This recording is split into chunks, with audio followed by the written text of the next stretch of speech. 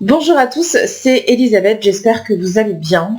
Moi je vais bien, il est très tôt ce matin, c'est pour ça que j'ai les yeux un peu comme ça. Je me rends compte aussi qu'à chaque fois que je fais une vidéo, je dis bonjour c'est Elisabeth, ce que potentiellement vous savez puisque vous avez cliqué sur le lien, donc c'est un peu con ce que je dis, mais bon c'est pas grave. Aujourd'hui nous allons poursuivre notre petit calendrier de l'Avent avec une question de Nicole qui était extrêmement pertinente et qui me disait ceci: je crois que je perds un peu le nord avec le domaine spirituel. J'ai un ami à moi qui est de conviction bouddhiste. Pourtant, c'est un vrai pervers narcissique qui fait vivre un véritable enfer à sa femme et ses enfants. Votre domaine spirituel serait-il fait ce que je dis, pas ce que je fais? Alors, merci Nicole de m'avoir posé cette question, qui est pleine de bon sens. Effectivement, je trouve aussi qu'il y a beaucoup d'hypocrisie dans le domaine spirituel. Explication. Quand j'ai débarqué avec mes gros sabots dans ce domaine-là, il y a quelques années, je me disais que il fallait être naturel, tu vois. Je suis alignée entre ce que je dis, ce que je fais, ce que je pense, tu vois. L'alignement total.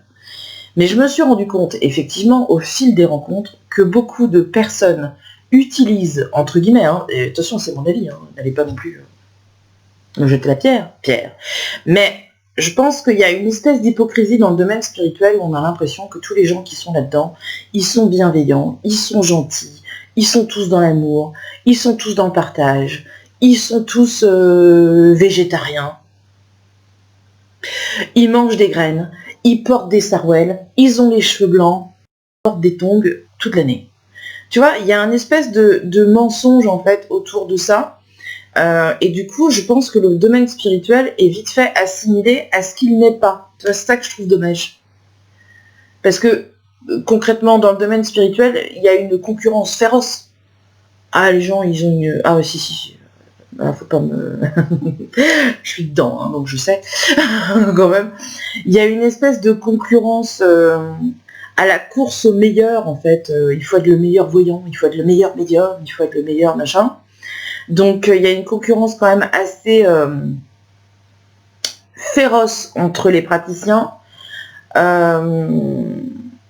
C'est pas très sain en fait, ce qu'il veut. Il y a quelques années, moi je travaillais dans le commerce, j'étais dans les cuisines, pour ne pas les citer, et je travaillais dans une zone commerciale où effectivement il y avait 10 cuisinistes au kilomètre carré, tu vois. Donc forcément on se dit oulala, la concurrence doit être féroce, genre quand on se croise on se tape dessus et tout. Mais pas du tout en fait, c'était assez sain. C'était un peu que le meilleur gagne. Voilà, on était en concurrence contre l'un ou l'autre. Bon voilà, il fallait... C'était le jeu quoi. C'était qui est-ce qui va faire la différence, et si t'as pas réussi à faire la différence, pourquoi? Tu vois, c'était aussi une remise en question perpétuelle. Mais dans le domaine spirit, c'est vrai que tu vas envoyer quelqu'un, enfin moi ça m'est arrivé, quelqu'un qui avait besoin d'une séance de magnétisme ou qui avait besoin de quelque chose en urgence j'entends. Moi mon planning est blindé, je vais l'envoyer chez quelqu'un d'autre. Ça me paraît en fait assez naturel de le faire. Sauf que je me suis rendu compte au bout de 2-3 ans que j'étais la seule à le faire. C'est-à-dire que moi j'envoyais du monde à tout le monde, mais personne m'envoyait de monde. Donc au bout d'un moment, tu vois, t'as pas de réciprocité en fait.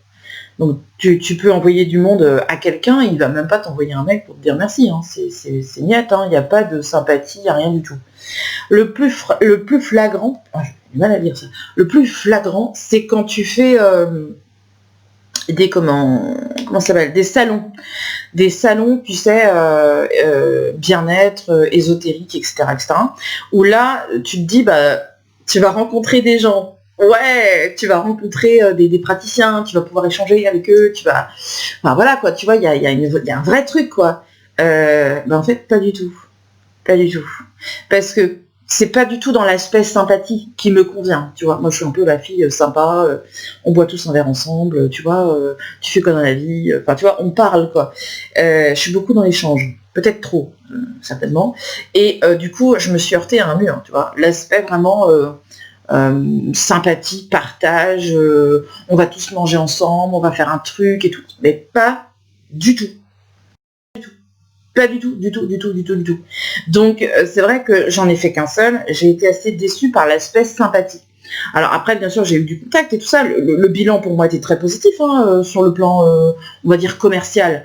Commercialement, c'était parfait. C'était vraiment parfait. Humainement, j'ai trouvé ça pas du tout spirituel, pour le coup. Le truc de on est spirituel. Bah, là, moi, j'ai pas vu beaucoup de gens spirituels, ce genre-là. Donc, tu vois, il y a un vrai mensonge. Après, il y a aussi toute la caricature qui est liée à ces professions-là. Exemple, tu es voyant, ben tu es tout le temps dans la prémonition, tu vois, t'as un petit air mystérieux comme ça, tu regardes les gens comme ça, tu te dis attends, moi je sens qu'il y a quelque chose. Tu es magnétiseur, tu vas forcément aller sur le truc, dis donc, t'aurais pas un problème de chakra? Moi je sens que tu n'es pas axé en ce moment, tu vois. Les trucs que personne dit, quoi. Personne dit ça. Pour moi, c'est du mensonge. C'est surjoué, toi. C'est pas naturel. Moi, je suis médium. Quand j'arrive chez des copains, je leur dis pas, attends, laisse-moi deviner. Et t'avais des tomates. Non, on s'en fout, quoi, je veux dire. Tu vois. Je lance pas aussi des charades, tu vois. T'as des gens qui sont dans le domaine spirituel, encore une fois, et de temps en temps vont te dire quelque chose mais sans te le dire, tu vois, avec un air mystérieux encore. Il faut rester toujours très mystique. Hein. Plus on est dans le mysticisme, pardon, ça n'existe pas, utilise des mots qui existent, c'est mieux. Ne sois pas trop mystérieuse, en fait. Essaie de rester quand même dans la norme. T'as des gens qui vont utiliser des termes hyper mystérieux, mystiques, pour comment je te dirais, pour faire vivre le personnage, tu vois. On est un petit peu dans Scooby-Doo, tu vois le truc ou pas? Il y a un monsieur d'ailleurs qui m'avait rendu visite il y a quelques temps, qui est arrivé chez moi et puis il rentre dans mon cabinet, on discute un peu et puis il me dit, vous savez, je m'attendais pas du tout à ça. J'ai dit, ah bon? Et vous vous attendiez à quoi? Il me dit, je sais pas, je vais voir une médium. Votre cabinet ne fait pas très médium, quoi, ça fait pas... Voilà. Et je lui dis, mais pourquoi vous vous attendiez à quoi? Je sais pas, un corbeau empaillé, des piles de bouquins, je vous reçois dans le noir avec 3-4 bougies. C'est pas chez moi, hein. C'est Halloween, ça. Je suis pas dans Halloween tous les jours. Hein. Effectivement, c'est assez frais, c'est assez design. J'ai refait tout il y a pas longtemps. Enfin voilà, ça m'a fait plaisir. Hein. J'aime bien la lumière en fait. Hein. Donc voilà. Donc tout ça pour dire que tu vois, il s'attendait un espèce de personnage un peu bizarre qui serait sorti de là avec une cape, une capuche et il dit attendez, bougez pas, j'ai un message pour vous, tu vois, un truc comme ça. Et en fait, pas du tout, il est tombé sur moi. Donc t'imagines bien qu'il y a eu une déception, certainement, par rapport au personnage. Je suis désolée, moi je rentre pas dans le moule, j'ai l'habitude, hein. J'ai toujours eu un problème pour rentrer dans les moules, donc j'assume maintenant, j'ai ma vraie personnalité qui est comme ça, mais je suis tout à fait d'accord avec toi sur le principe que tu peux très bien connaître quelqu'un qui va être hyper évolué dans le domaine spirituel, ou en tout cas qui se donne l'impression d'être super évolué dans le domaine spirituel, et qui en coulisses est un vrai tyran avec sa famille, ou quelqu'un qui prêche la bonne parole alors qu'au final c'est un pervers narcissique, quelqu'un qui te fait croire qu'on est tous dans l'amour alors qu'il aime personne. Enfin, tu vois, il y a un vrai décalage entre ce qu'on a envie de paraître et ce qu'on est réellement. Mais pour tout le monde, hein, on est tous un peu comme ça. Hein. Moi, je dis toujours qu'on est tous des vitrines de magasins. Tu passes devant une vitrine, tu vois le truc, tu te dis waouh, c'est trop beau et tout, t'as vu comment c'est beau là, c'est beau. Tu rentres dans le magasin, généralement t'es un petit peu déçu, tu te dis c'est bizarre, hein. Ils ont dû mettre tous les meilleurs trucs en vitrine et puis à l'intérieur c'est pas top.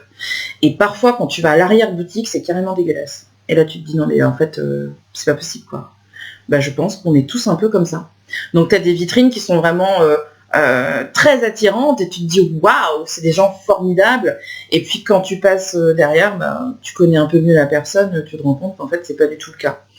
Et c'est tout à fait le principe d'ailleurs du pervers narcissique. Hein. Donc je pense que ce monsieur a très très bien compris le principe de je balade un peu tout le monde et je fais croire que je suis exceptionnelle alors qu'en vérité, voilà. Mais oui, effectivement, il y a un espèce de mensonge, une espèce d'hypocrisie. Et c'est pour ça qu'il faut être très vigilant, il faut faire preuve de discernement, encore une fois, il faut prendre du recul. Et puis surtout, faut toujours être dans le doute, en fait, de ce que les gens vous disent. Moi, je pense que le doute, c'est un ancrage. Donc, tu vois, lui, il va être bouddhiste, il va te sortir des trucs pas possibles. Garde ton discernement face à ça. Sois toujours dans le doute, sois toujours dans l'analyse. Ne prends pas tout ce qu'il te dit pour argent comptant et ne le mets pas sur un piédestal en te disant « Waouh, le mec, il est bouddhiste. Donc forcément, c'est un homme bien. » Non, c'est pas vrai. C'est pas vrai, madame. Je te remercie très sincèrement, ma petite Nicole, de m'avoir posé cette question. J'espère en tout cas que j'aurai répondu correctement à tes attentes. Et puis, je vous dis à demain pour la nouvelle fenêtre de notre petit calendrier de l'Avent.